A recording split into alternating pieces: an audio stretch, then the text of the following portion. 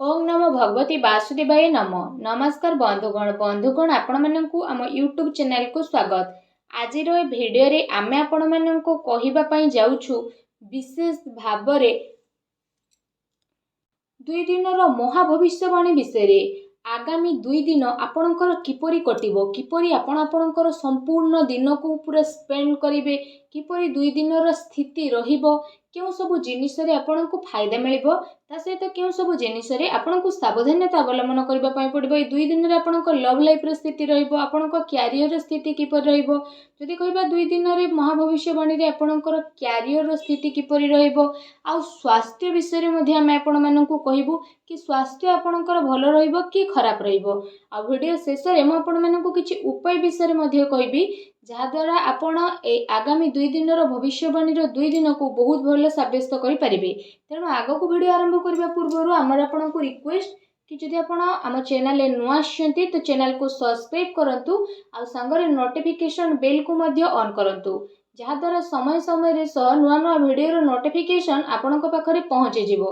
तो आसंतु जानिबा किपरि रहिबो आपणक पई विशेष भाबरे आगामी ए 2 दिन रो महाभविष्यवाणी रो स्थिति। तो सबुठारु प्रथमे कहिबा कि कोन ए 2 दिन रे सतरे आपणक पई पॉजिटिव रहिबा पई जाउछि। जदि विशेष भाबरे कहिबा आपणक पई ए दिन रे सफलता प्राप्त करिवार बहुत भलो स्थिति बनुछि। संतान पक्षंक ठारु संतुष्टि मध्ये आपणको विशेष रूप रे प्राप्त हेबो। समय अनुसार संतानक सहयोग मध्ये आपणको प्राप्त हेबो। ता सहित संतानकर कार्यकलाप तथा घर परिवार आवश्यकता उपरे आपण विशेष भाबरे आगको बढ़िबा पई ट्राई करिवे। आपणकर संचार कौशल विस्तारता आसीबो। ता सहित आपण प्रतिटी जिनिसरु विशेष भाबरे आगको बढ़िबे। आ बहुत ही लाभ आपणको प्राप्त हेबो। नुआ नुआ फ्रेंड्स आपणकर बनिबे, नुआ योजना मध्ये आपण करिवे, जहा द्वारा आपणको बहुत ही अधिक सफलता मिलिबो। लंबा समय जहाँ भी अटक रही कार्य तो से कार्य आपण करिवे, आपणको उन्नति मिलिबो। या सहित जदि विशेष भाबरे कहिबा आपणक पई दूर यात्रा हेबो, जहाँ आपणक पई अति लाभदायक सिद्ध मध्ये हेबो। ता सहित से सबु द्वारा मध्ये आपणको बहुत अधिक लाभ मिलिबो। या सहित आपणकर मान सम्मान रे मध्ये वृद्धि घटिबो। मल्टीनेशनल कंपनी रे कार्य करुतबा लोकंक पई मध्ये ए समय बहुत ही भलो समय रहिबो। आपणकर अनेक महत्व आकांक्षा विशेष भाबरे पूर्ण हेबार संभावना रही, जहा द्वारा आपणक मन बहुत ही प्रसन्न रहिबो। पाठ पढ़ा संबंधित ए दिन रे आपणको बहुत ही भलो सफलता मध्ये प्राप्त हेबो। भूमि भवन वाहन किणे किणी पाई दिन आपणकर बहुत भलो रहिबो। एहा सहित जदि विशेष भाबरे कहिबा आपण निजे निज उपरे बहुत अधिक भरोसा करिवे। राजनैतिक क्षेत्र रे लाभ आपणको विशेष रूप रे प्राप्त हेबो। ता सहित ए 2 दिन रे जदि हम आपणको कहिबु संतानक प्रति आपणकर व्यवहार काफी भलो रहिबो। संतानकर व्यवहार द्वारा आपण काफी संतुष्ट हेबे। विद्यार्थी को तांको परिणाम रे ए दिन रे विशेष रूप रे सफलता प्राप्त हेबो। जो दिन पाई आपण परिश्रम करितिले से परिश्रम रे सफलता मिलिबो। ता सहित आपण आपणकर ज्ञान को बढ़ाइबा आ लोकंक द्वारा निजर विचार बांटिबारे आपण समर्थ हेबे। आपण अन्यर जरूरत को ध्यान रे रखिकी सामान्य ठारू अधिक विचारशील मध्ये नजर आसीबे। ता सहित आपणकर इच्छा आपणको सहयोग करिबा पई प्रेरित मध्ये विशेष भाबरे करिवो। मित्र भाई बंधु इत्यादि सह बहुत ही भलो संबंध आपणकर रहिबो, जहा द्वारा काम कार्य सहित घर परिवार रे मध्ये जणे आउ जनक प्रति काफी भलो संभावना उत्पन्न मध्ये करिवे, जहा द्वारा आपणक मन बहुत ही प्रसन्न रहिबो। आसंतु जानिबा ए दिन रे आपणक पई कोन नेगेटिव रहिबो। कौनसी प्रकार वित्तीय निवेश पई ए दिन आपण भाबी चिंती के आगो को बढ़ंतु। कौनसी क्षेत्र जदि विशेष भाबरे आपणको सुलझा नहीं कि आपण काम करबा पई ट्राई करंतु, एहा आपणक पई काफी भलो रहिबो। ता सहित ए दिन रे आपण कौनसी अजणा स्थिति उत्पन्न मध्ये होई पारे, तेणु टिके सावधान रहतु। एहा सहित जदि विशेष भाबरे कहिबा आपणको आपणकर कार्य क्षेत्र रे टिके ध्यान देबार आवश्यकता रहिछि, कारण आपणक विरुद्ध रे ए दिन रे कौनसी षडयंत्र होई पारे, किंबा आपणक विरुद्ध रे किए कौनसी चाल मध्ये चली पारे, जोथि पई आपणको मान हानि रो स्थिति उठेबाकू पड़िबो। आपण आपणकर कार्य पूरा ईमानदारी सह करंतु, କାହାକୁ ବି ପଇସା ଅଯଥାରେ ଦିଅନ୍ତୁ ନାହିଁ, ଯାହାଦ୍ୱାରା ଆପଣଙ୍କୁ ପ୍ରୋବ୍ଲେମ୍ ଫେସ୍ କରିବା ପାଇଁ ପଡ଼ିବ।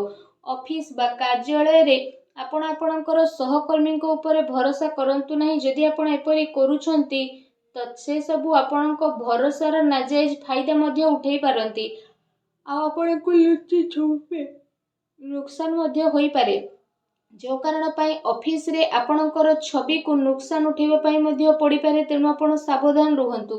ଆସନ୍ତୁ ଜାଣିବା ଏ ଦିନରେ ଆପଣଙ୍କର ଲଭ୍ ଲାଇଫ୍ କିପରି ରହିବ। ଆପଣଙ୍କର ଜୀବନ ସାଥୀ ଆପଣଙ୍କୁ ଆପଣଙ୍କର ପ୍ରତ୍ୟେକ କାର୍ଯ୍ୟରେ ସମର୍ଥନ ଦେବେ, ଆଉ ସମୟ ଆସିବା ଦ୍ୱାରା ଆପଣଙ୍କର ସବୁକିଛି ବଦଳିଯିବ, ଆଉ ଯାହାର ପରିଣାମ ସ୍ୱରୂପ ଆପଣଙ୍କର ବ୍ୟାପାରିକ ଜୀବନ କାଫି ବହୁତ ଭଲ ଆଉ ଶୁଭଦାୟକ ରହିବ। ଜୀବନ ସାଥୀଙ୍କ ସହ ମଧୁର ସମ୍ବନ୍ଧ ହେବାର ବିଶେଷ ରୂପରେ ସମ୍ଭାବନା ବନୁଛି, ତଥା ଆବଶ୍ୟକତା ଅନୁସାରେ ସବୁ ଜାଗାରେ ଜୀବନସାଥୀଙ୍କର ସହଯୋଗ ଆପଣଙ୍କୁ ପ୍ରାପ୍ତ ହେବ। ସେଥିପାଇଁ ଜୀବନସାଥୀଙ୍କ ସହ ମଧୁର ସମ୍ବନ୍ଧ ବନେଇ ରଖିବା ଆପଣଙ୍କ ପାଇଁ ବହୁତ ଭଲ ରହିବ। ଏହା ସହିତ ଯଦି କହିବା, ଆପଣଙ୍କୁ ଏ କଥାର ଧ୍ୟାନ ମଧ୍ୟ ରଖିବାର ଅଛି କି ପ୍ରେମ ସମ୍ପର୍କ ଆପଣାପଣ ଏସବୁରେ ଚାଲିକି ଆପଣ ଆଗକୁ ବଢ଼ିବେ। ତା ସହିତ କୌଣସି ସମ୍ପର୍କରେ ବେଶୀ ଜିଦ୍ଦିପଣ ରଖନ୍ତୁ ନାହିଁ। ଭାବି ଚିନ୍ତିକି ଆପଣ କାର୍ଯ୍ୟ କରନ୍ତୁ। ସ୍ଥିତି ଆପଣଙ୍କ ପାଇଁ ବହୁତ ଭଲ ରହିବ।